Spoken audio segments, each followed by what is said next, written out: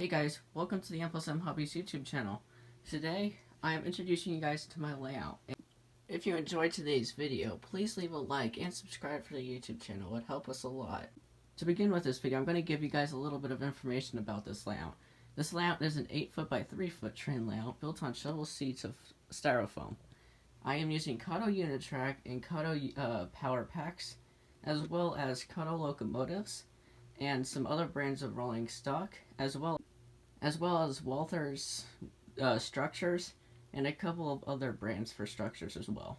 The majority of the scenery items used is made by Woodland Scenics. I'm going to begin today's tour at the rail yard.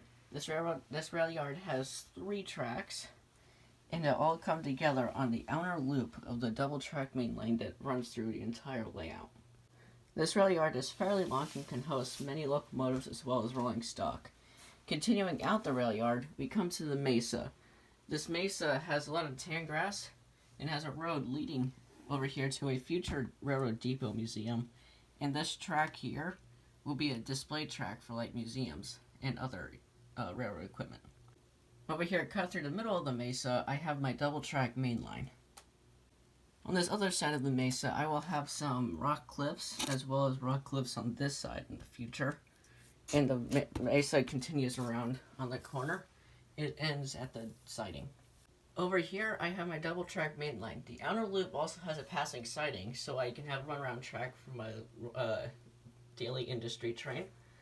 Continuing out through over here, I have a little road crossing for the road to go into the town. The double track continues through here. Here I'll have a mountain scene with tracks running through the mountain. Continuing along the mountain here, I have a house scene. This is a little Cape Cod house. And I also have a Volkswagen Bug on the driveway. Here in the future I will have a garage set up.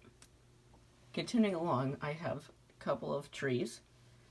I will have to put more trees and more foliage on the ground here. Continuing on the double track main line, we come to the bridge. These are 2 separate truss bridges, and they go over the future part of the water scene where I have a lake right here, continuing into a river, in which I have an island here, then goes to a waterfall right before the bridge. Then I can continue the river out through here. After the bridge, I have a little nature scene right here, and we return back to the rail yard. When we get to the rail yard, we also have a double crossover from the outer loop to the inner loop. This inner loop continues along and follows along the path of the outer loop, going across the mesa, and continues out here. And here on the inner loop, we have the little industry siding. The track switches off, and then switches again into 2 different industry tracks. Right here I'll have a warehouse. Over here I will have a concrete facility, and I'll also have a fuel storage tank right here. On this outer industry track, I'll have a junkyard and probably some other industry right here. Okay, after the train station, the inner loop follows the outer loop back to the rail yard into the double crossover. From this road that goes from the outside of the layout to the inside, we'll follow this road system. This main road will go past a couple of different stores and businesses, as well as a fire department. And then I'll end right here where the driveway comes to the house. Then over here I will also have another building. I do not know what now. Over here I'll have a custom bridge that I will make going over the lake and the river.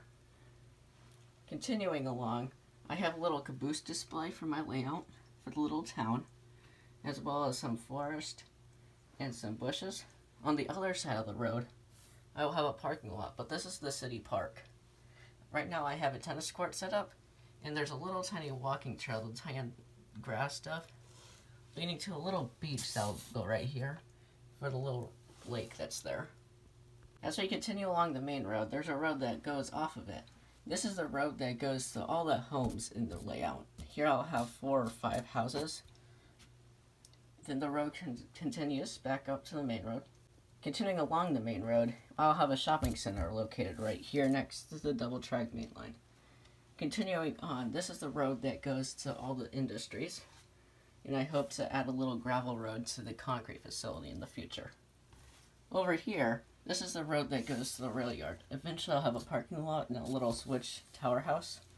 And some crossing switches over here for the rail yard. Now you know what my layout looks like up here. Let's go below it so you know what all the electronics and the supports of the layout are. Here I'm underneath the layout. Right here I have my 2 little power control packs for the outer loop. And then the inner loop is right here as well as all the switch control boxes as well. Underneath here I have my layout supported by these little foam rectangles. That gives me enough height so I can run the wires underneath the layout. The wires are all held together with this duct tape to make it a cleaner look.